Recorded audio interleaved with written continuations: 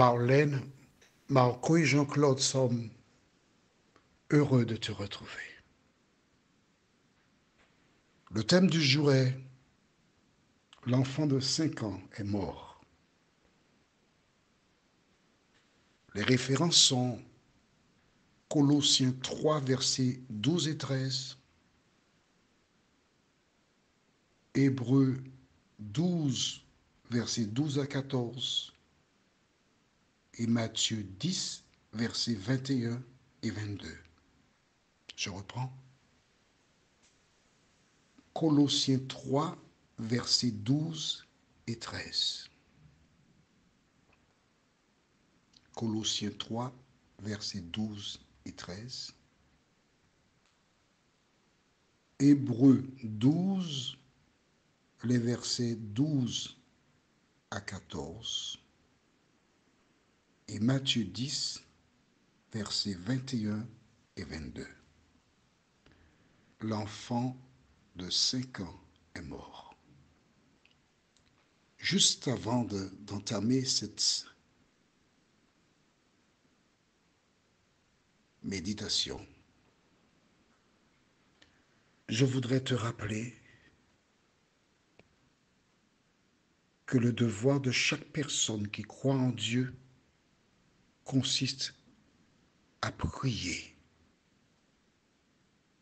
pour les personnes qui rencontrent des difficultés. Je te rappelle qu'il y a un seul juge et que l'objectif de cet audio, c'est pour encourager, éclairer, éviter des drames. Prions.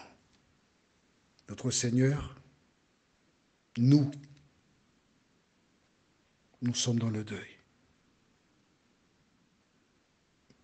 Nous sommes dans la souffrance. Car au livre de Galates chapitre 6, verset 2, tu nous dis, portez les fardeaux les uns les autres. Nous sommes tous endeuillés. Mais nous te demandons, cet esprit, de nous aider, de nous éclairer pour que nous ne soyons plus dans le deuil. Nous savons que ce sont des signes du retour de Jésus, Seigneur. Mais il faut que cela serve à quelque chose. Merci de nous éclairer, de nous conduire au nom de Jésus pour ta gloire éternelle. Amen. Le quotidien martiniquais rapporte que le 21 août, il y a une altercation entre un frère et sa sœur en présence du fils du frère, un enfant de 5 ans. Du fils ou un enfant. D'accord? On a dit l'enfant, donc on ne sait pas. L'enfant de 5 ans. Le ton serait monté et que cette dernière a fait appel à son compagnon qui est venu avec une arme. Et on ne sait comment, c'est l'enfant de 5 ans qui a reçu la balle dans la tête. Quand j'ai pris connaissance de ce fait divers, j'ai fait monter une prière vers Dieu, disant, Seigneur, si l'enfant devait être handicapé à vie, c'est toi qui sais ce qu'il y a de meilleur pour lui. Je voudrais m'adresser en préambule à celui qui a tiré. Un homme qui est venu pour défendre celle qu'il aime,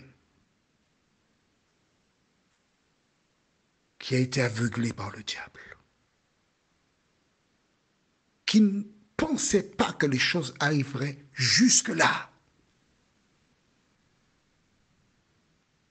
et qui se cache quelque part. Car à l'heure où j'enregistre cet audio, il n'a pas encore été arrêté, à ma connaissance. Et cet homme est en train de traverser une période très difficile parce que l'ennemi te pousse à faire des choses parce qu'il ne voulait pas tuer l'enfant. je présume. Et quand l'acte s'est produit, il a pris la fuite. Maintenant, il sait que l'enfant est mort. Tu sais ce que le diable lui dit? Il n'y a pas d'autre chose à faire que d'aller mettre un terme à ta vie. C'est ce que le diable lui dit. Le diable est l'auteur de cette situation-là. Et je profite pour dire à tous ces hommes qui, dès qu'on les appelle pour une affaire, ne prends pas de revolver. Va, parle tranquillement. Car lorsque tu prends le revolver, le diable a déjà mis dans ta tête qu'il faudra tirer pour tuer. Au contraire, si tu as un revolver, il y a la campagne déposer les armes. Va déposer cela. Là, je m'adresse aux autres hommes qui ont des armes chez eux. Va déposer cela. Parce que cela fait 2 fois que cela se produit. Et quand on entend des faits divers comme ça, le même diable fait pousser dans les cerveaux pour faire comme les autres. Oh, je souhaite que toi qui as tiré et qui accidentellement a tué cet enfant, que tu reconnaisses que tu t'es planté. Tu n'es pas le premier, tu ne seras pas le dernier. Et que tu te rendes à la police. Rendre l'arme, te présenter. N'écoute pas le diable qui t'invite à faire autrement. Fais cela. Tes parents préféreront que tu ailles en prison au lieu de mettre un terme à ta vie. Moi de même.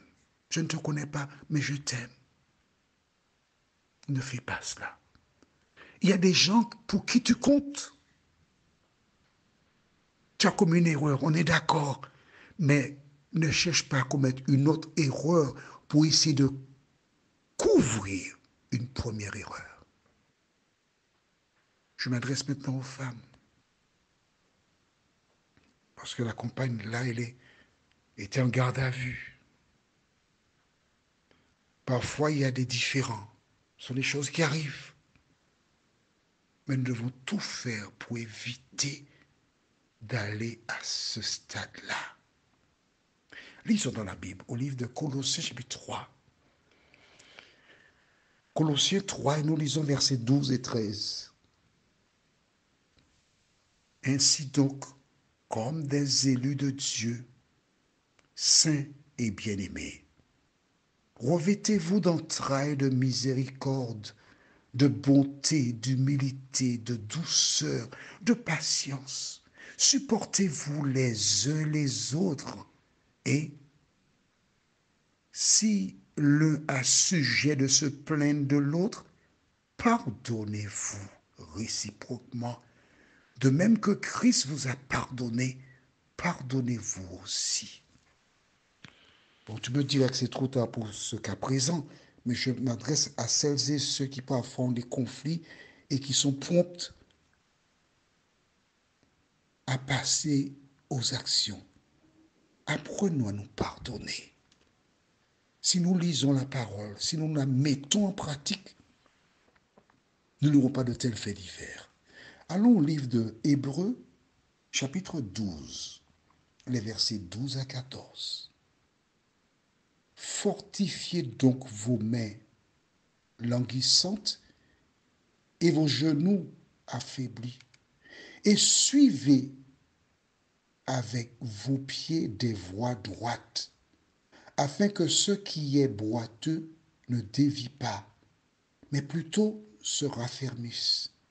Recherchez la paix avec tous et la sanctification sans laquelle personne ne verra le Seigneur. Le diable ne veut pas que tu vois le Seigneur. Le diable voudrait t'éloigner de Dieu. Et c'est pour cela qu'il provoque des situations, des problèmes, pour qu'il y ait des guerres, pour qu'il y ait des morts. L'œuvre du diable, le travail du diable. Alors, à cette sœur qui maintenant doit réfléchir, l'enfant est mort, un innocent, ainsi que celui qui a tiré, je sais que vous souffrez, mais je voudrais que vous sachiez que moi aussi je souffre avec vous en pensant à vous. Moi aussi j'ai de la peine. Et je demande à Dieu de vous aider afin de guérir.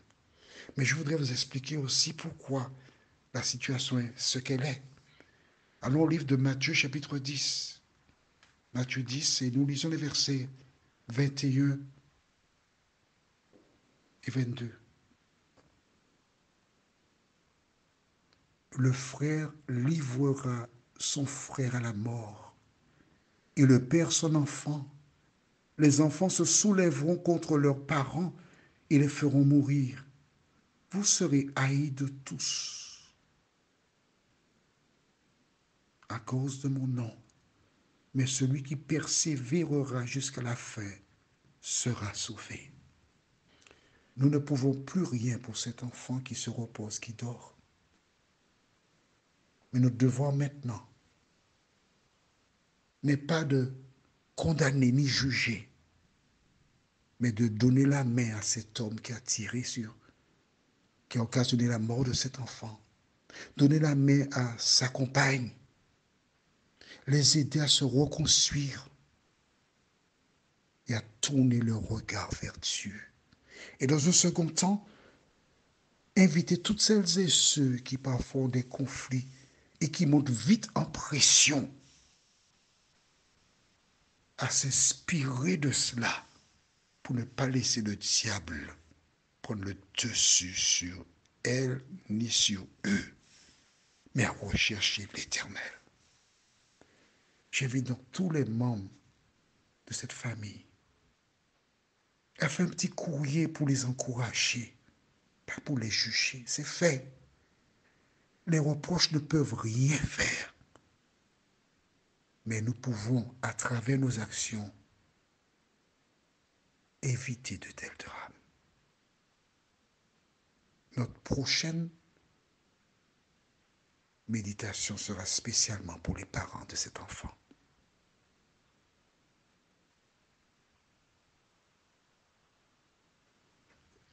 Prions. Notre Seigneur, notre Dieu, nous sommes nombreux à souffrir. Parce que lorsqu'on connaît Jésus de Nazareth, on ne peut pas rester insensible à la souffrance des autres. Et puisque tu nous invites à porter les fardeaux les uns les autres, Seigneur, permets que cette femme, la compagne, trouve des gens pour l'aider à se reconstruire en toi. Cet homme qui a tiré, Seigneur, oh Seigneur, place sur son chemin des personnes qui l'aideront à faire ce qu'il a à faire, c'est-à-dire se rendre aux autorités. Ne permets pas qu'il succombe à la tentation de se suicider, parce que c'est ce que le diable voudrait qu'il fasse. Seigneur, permets que toutes celles et ceux qui sont des voisins, qui entendent des altercations, puissent intervenir pour calmer la situation. Parce que tu déclares que tu nous as placés pour être des sentinelles. Seigneur, aide-nous à comprendre. Lorsque nous sommes la lumière, que nous devons briller. Console, Seigneur. Sèche les larmes des parents de cet homme qui a tiré parce que cette famille souffre. Les parents de la compagne ainsi que du père qui a perdu son enfant. Fais du bien à tous. Au nom de Jésus pour ta gloire éternelle. Amen. Que l'Éternel nous aide à nous en sortir et que Jésus revienne chercher ses enfants.